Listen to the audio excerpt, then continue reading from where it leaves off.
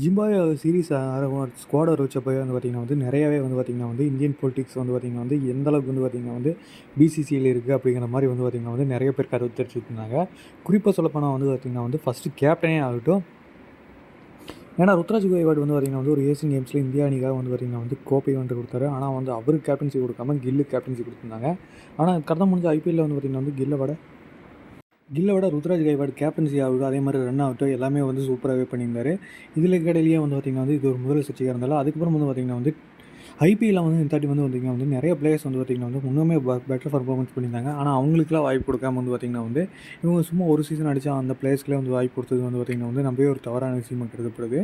இது குறிப்பாக சொல்லப்போனால் வந்து தமிழ்நாட்டு பிளேயர்ஸ்னு எடுத்துகிட்டா வந்து பார்த்திங்கன்னா வந்து நடராஜன் ஆகட்டும், வருண் சக்கரவர்த்தி ஆகட்டும், இந்த ஐபிஎல்லில் வந்து பார்த்திங்கன்னா வந்து டாப் 5 விக்கெட் டேக்கராக இருந்தாலும் வந்து பார்த்திங்கன்னா வந்து அவங்க வந்து பார்த்திங்கன்னா வந்து மிச்ச பிளேயர்ஸ் எல்லாம் கம்பேர் பண்ண வந்து பார்த்திங்கன்னா குறைவான மேட்சிலேயே வந்து பார்த்திங்கன்னா இருந்தாங்க. அப்படி இல்லைன்னா வந்து பார்த்திங்கன்னா வந்து அவங்க வந்து பர்பிள் கேப்புக்கே கண்டென்ட் இருந்திருப்பாங்க.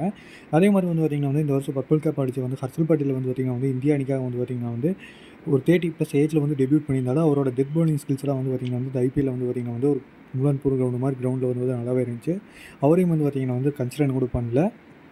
இதுக்கடையில் வந்து பார்த்திங்கன்னா வந்து முகேஷ் குமார் வந்து பார்த்திங்கன்னா வந்து டெல்லி அணி பிளேயிங் லெவன்லேயே வந்து பார்த்திங்கன்னா வந்து இடம் பிடிக்கிறதுக்கு வந்து பார்த்திங்கன்னா வந்து அவருக்கு தகுதி இருக்கா இல்லையான்னு கேட்டால் வந்து நம்பவே இல்லைன்னு தான் சொல்லணும். ஏன்னா அவரோட பர்ஃபார்மன்ஸ் அப்படி இருக்குது.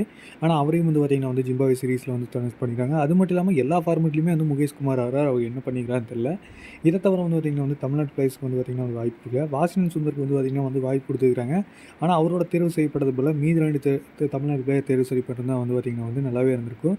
ஏன்னா வாஷிங்டன் சுந்தர் பார்த்திங்கன்னா லோக்கல்லையும் அந்தளவுக்கு ஃபார்மில் இல்லை, ஐபிஎல்லையும் அந்தளவுக்கு ஃபார்மில் இல்லை. ஆனால் அவங்க வாய்ப்பு கொடுத்தது ஓகே, ஒரு ஆல்ரவுண்டரை டெவலப் பண்ணலாம்.